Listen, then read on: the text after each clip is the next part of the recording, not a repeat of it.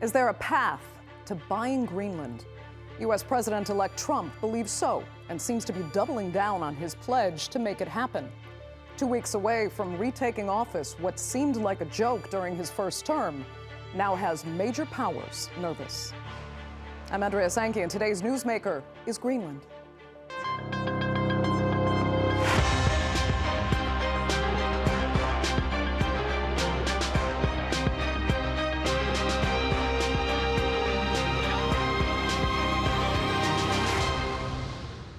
He hasn't even taken office, but already he's sparked major geopolitical controversy with U.S. allies. For purposes of national security, President-elect Donald Trump says the United States needs both Greenland and the Panama Canal.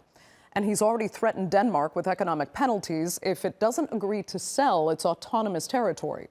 Now, authorities in both Greenland and Denmark have said the island is not for sale, but with Trump's determination, could its status be revised? And how could other global powers, not least Russia and China, respond? Here's a look. The world's largest island is in the middle of a great power game. Donald Trump Jr., son of the US president-elect, arrived in Greenland on Tuesday after his father said he wants to buy the autonomous island from Denmark. Trump Jr. said it was only a tourist trip, but carried his father's message to the Greenlanders. I just want to say that it's a very special place. It needs security for itself, but it also needs security very much for the world.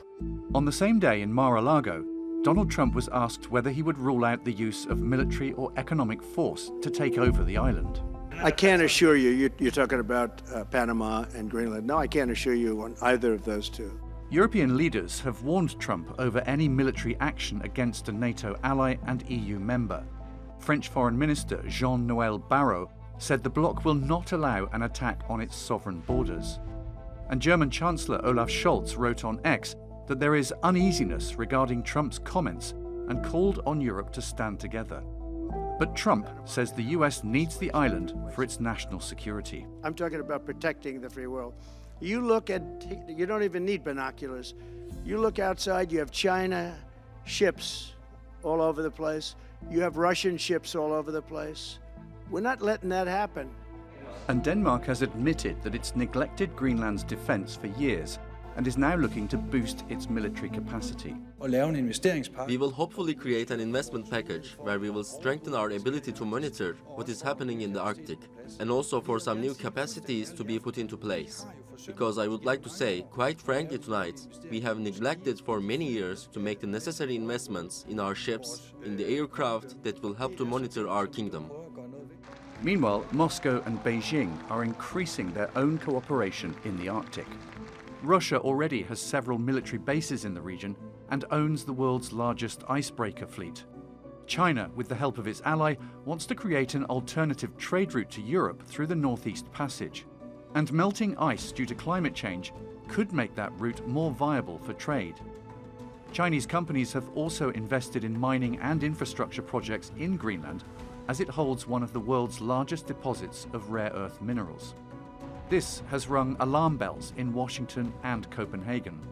Yet some Greenlanders say mining could help their economic and political independence from Denmark, with the Prime Minister hinting at the possibility of an independence referendum sometime this year. It is now time to take the next step for our country. Like other countries in the world, we must work to remove the obstacles to cooperation, which we can describe as the shackles of the colonial era, and move on. Whether or not Trump can buy Greenland, the ice-covered island with its 57,000 population looks set to increasingly become another pawn in the global fight for resources and influence. So let's discuss why Greenland is now at the center of Donald Trump's expansionist aspirations. And joining me from St. Petersburg, Florida, is Republican strategist and former Republican congressional candidate Amanda Makki. And from Copenhagen, journalist and author of America, Where Are You?, David Trods.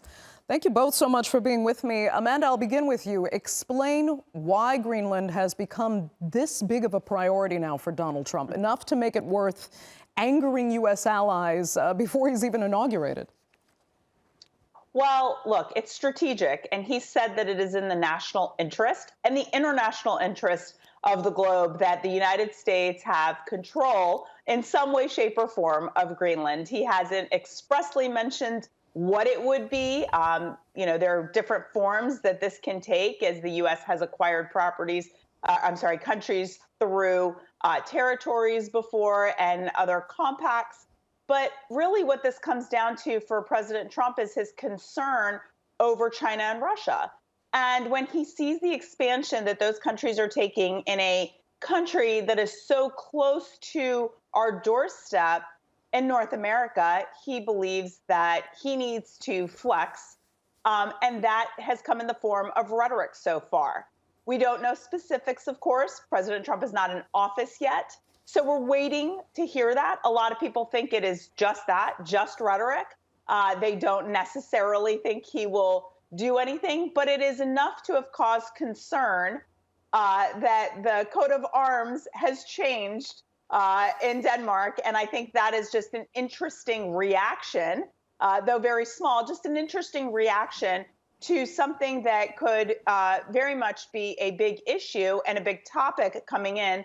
Although as an American Republican strategist, I would say we have a lot of other things that will be going on that are very vital to President Trump and what he needs to do in his first 2 years in office. Yeah, I mean, people have said it's rhetoric. They've said it's even bluster, that he's bluffing in a way. Not sure why. But very quickly, Amanda, given that this is his last term in office, is he ready to go, extra hard on creating what would be his long-term foreign policy legacy? I do believe he is, and I do take his word seriously. So I know that others are concerned and worried, but also think that this could just be rhetoric and he may be using this as a stick. I think that Donald Trump has thought long and hard about what he wants to do. And I think that he thinks that this is very strategic in the best interest of the United States and something that he wants to move forward with. I do believe that. Okay. Well, David, are you concerned and worried? And we have to remember the U.S. already has a military or monitoring base on Greenland. So, it's a NATO territory. It's under the control of Denmark. So why wouldn't that just be enough? That ought to be enough. I mean, Denmark was a founding member of NATO. The United States has been present in Greenland ever since World War II. There have been absolutely no problems between Denmark and the US with regards to American bases in Greenland. So I'm very concerned here because President Trump, who is going to be president in about 10 days, has specifically said that he wants ownership of Greenland, ownership. He has said that he's looking forward to the time when Greenland becomes ours. So that means he wants to take away, to grab Greenland from the Greenlanders and, of course, from Denmark in the Kingdom of Denmark. So this is worrying. He has also said he cannot exclude the use of force, of military force, which would be, just unbelievable since we are both allies, since we are both NATO members. He has also specifically said if Denmark doesn't apply to his wishes here, then he might punish Denmark directly with tariffs. So this is, of course, something that is of extreme worry to us in Europe, in Denmark in particular, because this is so far out of the ordinary that it's hard not to listen to future President Trump and almost hear the echo of Vladimir Putin when he talks about the necessity of Russia becoming bigger than it already is. So this is scary, and this is very worrying to us. Yeah, Amanda, can you explain then? I mean, NATO members are supposed to be protecting fellow NATO members, but now we have Trump directly challenging a fellow NATO member and threatening even a trade war. Is that healthy? Well, I mean, NATO has been mentioned even by the the Danish foreign minister, as, there are concerns with what's happening with Russia's expansion and China's expansion into Greenland. And so I do think that this could be, and certainly what President Trump is saying is that this is important on the global stage for the United States to have some form of control. And so I would just say that, President Trump, again, is a negotiator. I mean, The Art of the Deal is the name of his book for a reason, because he negotiates. And I believe that in his mind, he thinks that there is a strategic way that he can get people to the table, countries to the table, as he has mentioned, with NATO countries paying their fair share, for example. So for him, these are all opportunities to leverage. And so him talking about these things are important, but also he views it as the United States can't be the, quote, whipping boy, can't be the one who's always coming up with all the funds to pay for things. NATO countries have to pay their fair share. So this may be, in a way, a strategic negotiating tool as well for NATO countries. So, David, you know, he's said, quote, for the purposes of national security and freedom throughout the world, the U.S. feels the ownership and control of Greenland is an absolute necessity. I mean, that doesn't really sound like the joke that some people might have been saying it is. Is this security in what? Preparation for almost the dynamics of a World War III? We have to remember that President Trump has, at the same time as he's been talking about Greenland, he's also talked about Canada becoming the 51st state of the United States. He constantly calls Prime Minister Trudeau Governor Trudeau. He has also said that he wants the Panama Canal back. So this is very aggressive rhetorics. And we have to, in Denmark, as an ally of the United States, we have to listen to what he is saying, and we can't just guess what does he mean. When he's saying things that are so specific, I want ownership, I want it under our control, I cannot exclude the use of military force, all those words, you might call it, Amanda, a negotiating tactic, but it's something that you just don't say to a close ally. Denmark has participated in every single war that the United States have asked us to participate in since 1990. We have lost more people in Afghanistan and Iraq per capita than the United States has. So it's not like we are just, asking the United States to pay for everything. Denmark is a very strong ally. It doesn't make any sense. It doesn't make any sense to use this kind of military rhetoric. And that's why in my book, America, Where Are You? I'm asking that question because it's so far away from the ideals of America. And I might remind you that America used to use the fine saying, speak softly but carry a big stick. Now with President Trump, it's as if he is yelling loudly and flexing his muscles all the time. You don't need to do that when you are by far the biggest country, and a country that we, by the way, support very strongly. Amanda, go ahead.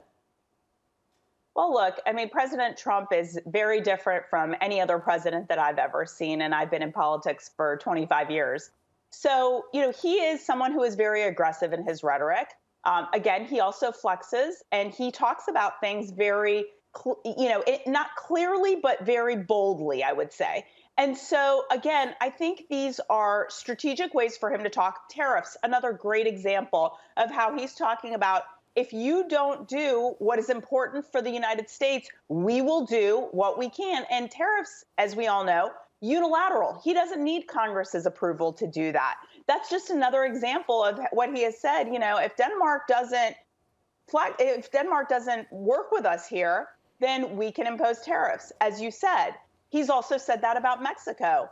And so these are the types of things that I believe are negotiating tools. And yes, he's been specific, but I believe he speaks boldly in that he wants to do something. He's aggressive in that he wants to do something.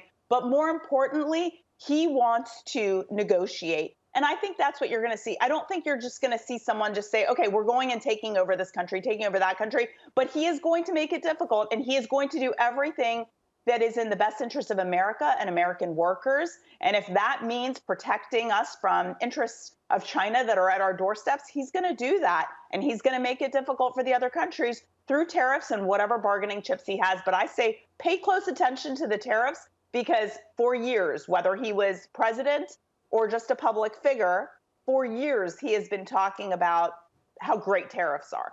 And David, do you have any sympathy for what the U.S.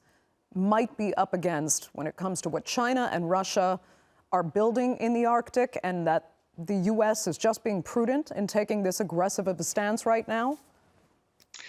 First of all, I mean, Denmark and Europe shares the point of view that we shouldn't get Russia and China closer to our areas, and definitely it should be much more difficult to China and also Russia to own like ports or important infrastructure in Europe. We share that idea. And Danish foreign ministers, European foreign ministers, prime ministers, presidents, and so forth have been in complete agreement with the US about that over the past years. So the thing we need is more close cooperation between the traditional strong allies in the transatlantic movement. I mean, North America, the US and Canada, and of course, Europe, we need to work together on this and not against each other. And the rhetoric that I really don't like here is that Amanda said, and I think it was a mistake and you corrected yourself, but nevertheless you did say that Trump talks about property. And it seems as if sometimes when I listen to Trump talk about Canada, Panama, and now Greenland, it sounds as if he wants to buy property. He wants to be the American president who increased the size of America by the most. Because Greenland, by the way, it's so big. It's 98% of the Royal Danish Kingdom. It's also bigger than the Louisiana Purchase that President Jefferson purchased from France in 1803. So I also think this has to do with his personal vanity. He wants to make America great again, and he wants to make America even bigger again. And I think that's also something we have to take into consideration here. Well, I mean, of course, he's going to want to expand like President Truman did and others have. I mean, we have purchased territories throughout our history, as have other countries. And so there's nothing wrong with that. And especially if it's in the strategic interest of a country. And as President Trump has said, in a global strategic interest, that's what he believes. So there's nothing wrong with what he's saying. And I'll take you back to what you said about Canada. I'm not really sure that was anything more than what he and Trudeau, former Prime Minister Trudeau, were, talking about. And so I don't think that that is something that anyone took seriously, that Canada was going to be the 51st state. And then, of course, you had members of parliament and Canada say that they were going to how about we take California and Oregon? So I wouldn't look at that as anything. But Panama Canal and Greenland, I think those are definitely things that, again, President Trump is going to use to do what is in the best interest of the United States, what is in the best interest of the United States worker, American worker. And those are things that he's going to do as president. That's something he campaigned on. That's not something that's just coming out of the box right now. True, he didn't talk about these countries specifically when he was campaigning. But of course, every president wants to do what is in the best interest, and that does require acquiring territory or property. It is interesting, though. I mean, it seems like a contradiction because Trump has been so stern on saying, America first, no more wars, it's about us. We don't need really the rest of the world in so many ways. But here it is now suddenly trying to conquer other people's territories. Remember, this was tried in 1867 and again in 1946, as you mentioned, Amanda, and both times America was told Greenland is not for sale. So it seems like the ultimate of interventionist policies, if this is what Trump is going after, even though he says he wants to make the U.S. More of an isolated country, he doesn't have to deal with the rest of the world. He wants no more wars, and now he's threatening even military action if that's necessary. But we're down to kind of our last few minutes, David. I need to ask you what the major concern is then. If he goes forward with this, how could Russia and China respond? And will everyone be in danger if they take on as aggressive of a stance as Donald Trump may?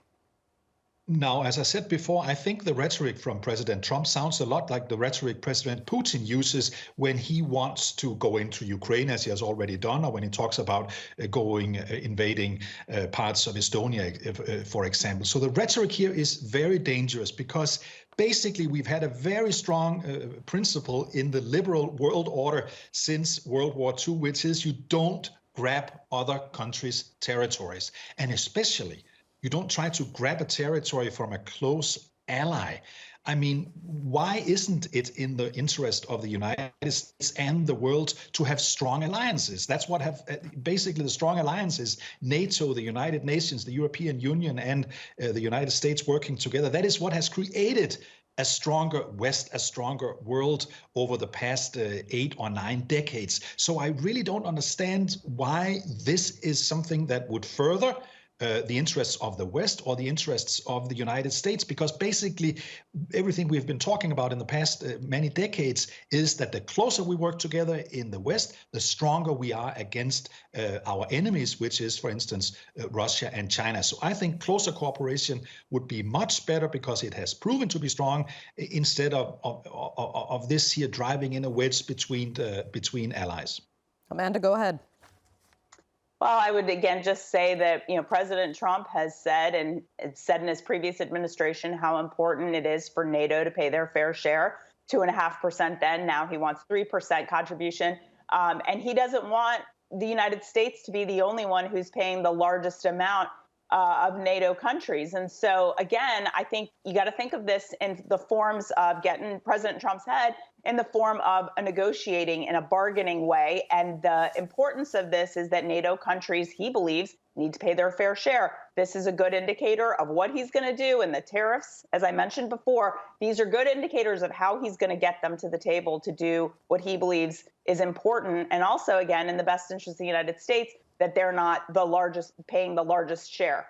So, David, I mean, could it be, just if everyone steps up their game a little bit, contributes more, it's win-win, everyone gets what they want, and all of this rhetoric about military action and confrontation can fall by the wayside?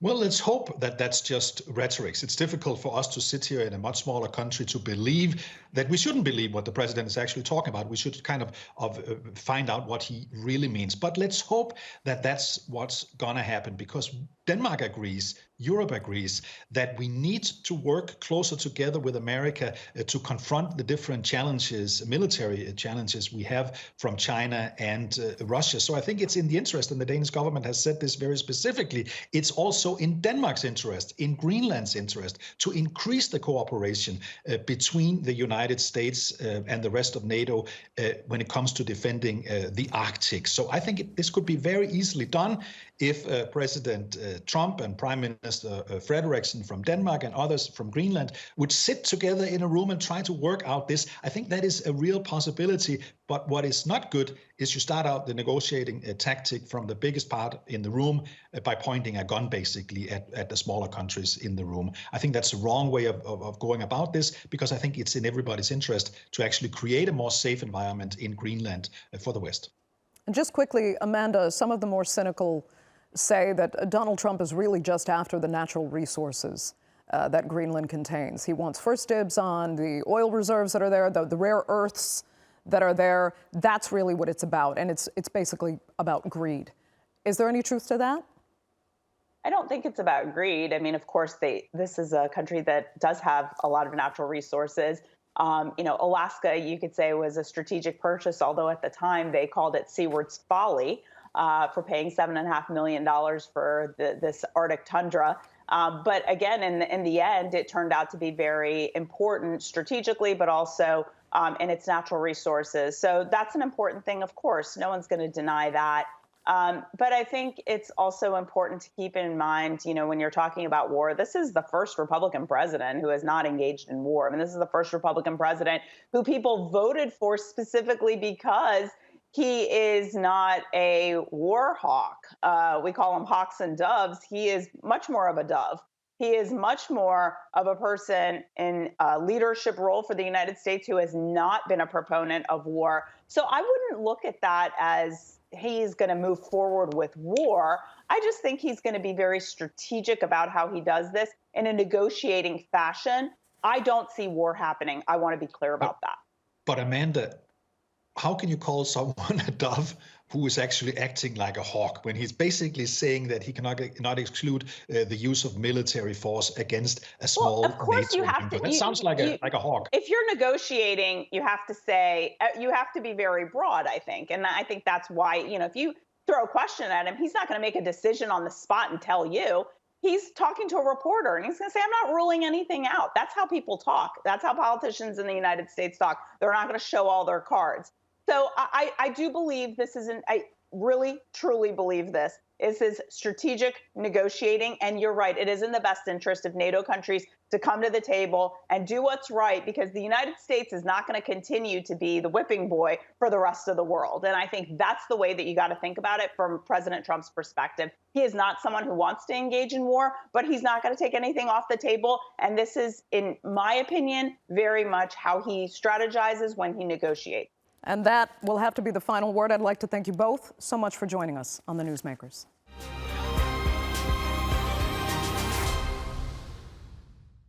Well, now to get a perspective from Greenland itself, I am joined from the capital Nuuk by Greenland Member of Parliament for the Siumut Party, Kuno Fencker. Unfortunately, Kuno, you couldn't join us earlier for the panel, but I'm really glad you're with us now because it's really important to know what Greenlanders think. And I've heard a number of them say, truly offended actually, that Greenland is not for sale, and how dare President Trump even suggest it. But you've actually indicated that although your country is not for sale, there are opportunities for Greenland in Trump's offer. So explain that. Indeed. I think there's a little bit of panic because many medias, especially Danish media, are building this up in a not so good manner. And what we see here is that Donald Trump is addressing that there's an urgency in regards to securing this island, and also for the sake of the security of the North American continent. And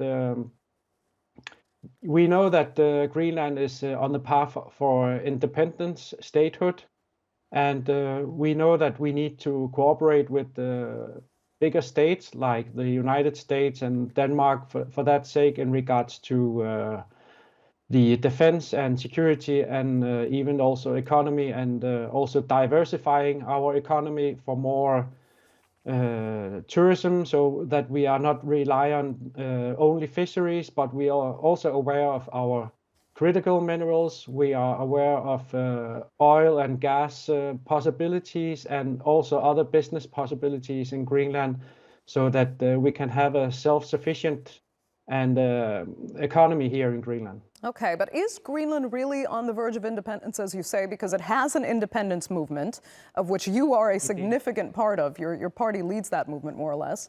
But there are also people who wouldn't, mind joining the United States, others who are happy to maintain the status quo and stay a Danish territory.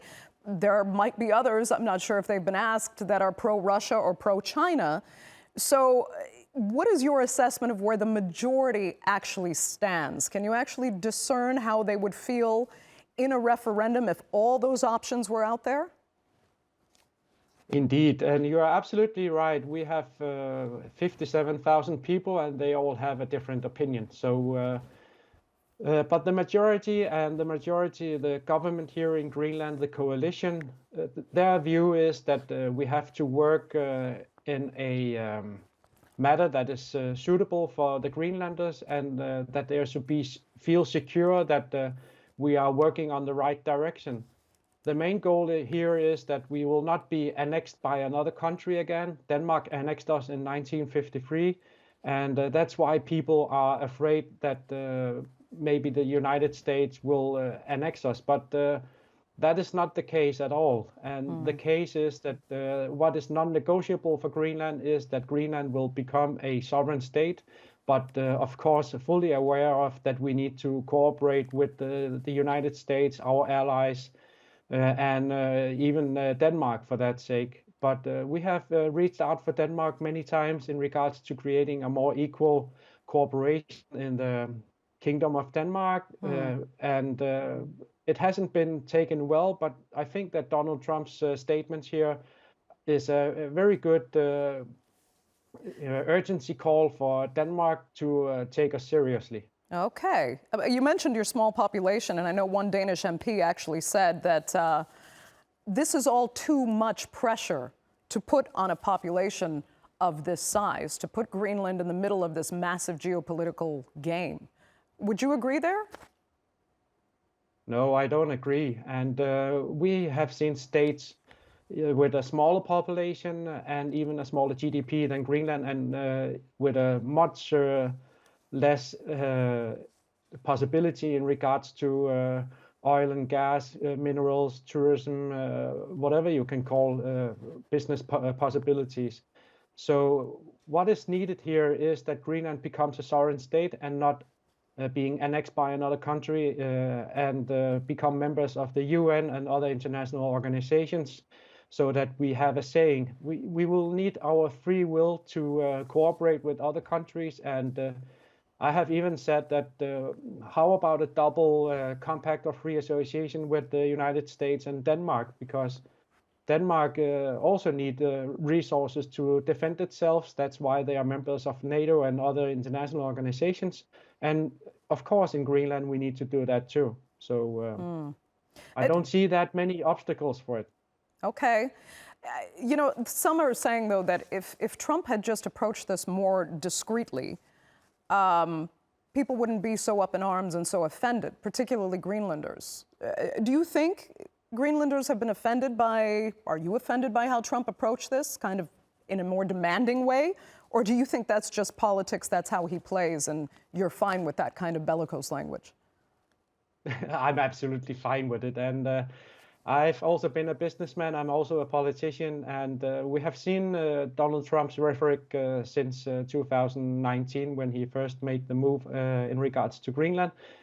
And I fully understand him, that he wants to secure the North American continent, and also for our allies, and also for our allies in NATO to up their ante in regards to reaching the 2% of GDP to the NATO and so forth. So there are only a few countries in the NATO that are reaching the 2%. So I think he is right in regards to securing the country, securing and surveilling our waters, and also in regards to the security of the North American continent, indeed. Very interesting. And you don't fear at all that you're perhaps playing with someone who's far more powerful than Greenland really is, and that they might ultimately, some might suspect, even throw kind of Greenlanders under the bus entirely if they want something more out of Greenland that you're not willing to give? They are a much more, it's the most powerful country in the world. We are fully aware of that, but we also have the UN international law that we have to adhere to. And of course, the territorial integrity for states is non-viable. But the most important part here is that we have the right for self-governing our country, and we need to have the state of Greenland, which is external self-determination, and that is higher than the territorial integrity of Denmark, which actually annexed us without referendum in 1953. And you know, Denmark is admitting now that it really didn't invest enough in Greenland's security. Do you think they're seeing the consequences of that, for example? Of course. I also made a press release this week, and right now we are negotiating with Denmark in regards to investing more in security and defense in Greenland, especially for the sake of dual use, for the sake of the people of Greenland. Okay. We're going to have to leave it there. Kuno Fencker, I'd like to thank you so much for being with us on the Newsmakers. Really great to have your perspective, and thank our viewers, of course, for joining us as well. Remember, you can follow us on X, and do be sure to subscribe to our YouTube channel. I'm Andrea Sankey. We'll see you next time.